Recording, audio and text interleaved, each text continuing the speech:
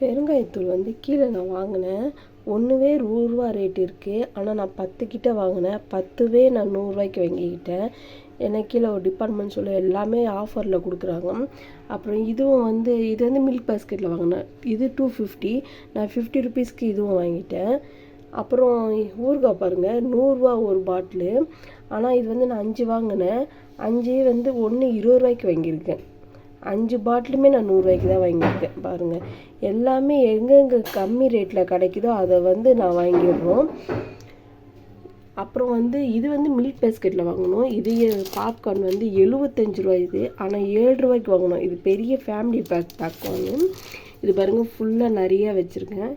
இது கூட கீழே டிபார்ட்மெண்ட் ஸ்டோரில் தான் குழம்பு மிளகாத்தூள் வாங்கினேன். இதுவும் ரொம்ப கம்மி ரேட்டில் போட்டாங்க. எல்லாமே இந்த மட்டன் மசாலாவும் இருக்குது பாருங்க, கீழே எல்லாமே ரொம்ப கம்மி ரேட்டுக்கு கொடுக்குறாங்க. இந்த மாதிரி கம்மி ரேட்டில் கிடைக்கும் போது ஃபுல்லாக வாங்கி நான் அப்படியே ஸ்டாக் பண்ணி வச்சுருவோம் நாங்கள் மளிகை சாமாவை. ஏன்னா இப்போ நீங்கள் தனியாக போய் இப்போ இந்த ஒரு பெருங்காயம் வாங்கினா நீங்கள் 100 ரூபா கொடுத்தா வாங்கணும்.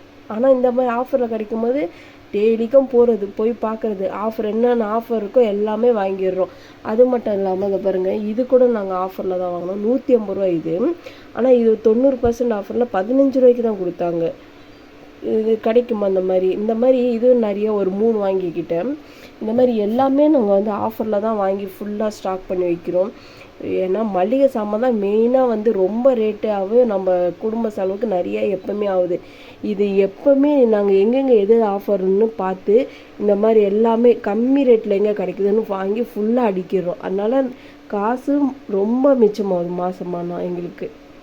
ஏன்னா நான் சொல்கிறது, இந்த ட்ரிங்க் பாருங்களேன், குழந்தைங்க குடிக்கிறது 150 ரூபா, அது 15 ரூபாய்க்கு தான் வாங்கியிருக்கோம். அது கிடைக்குதா, அதை ஃபுல்லாக வாங்கி ஸ்டாக் பண்ணிடுவோம். எது கிடைக்குதோ அந்த மாதிரி பண்ணிடுறோம். ஊறுகாலாம் பாருங்கள் எவ்வளோ பண்ணி வச்சுருக்கோம். நன்றி.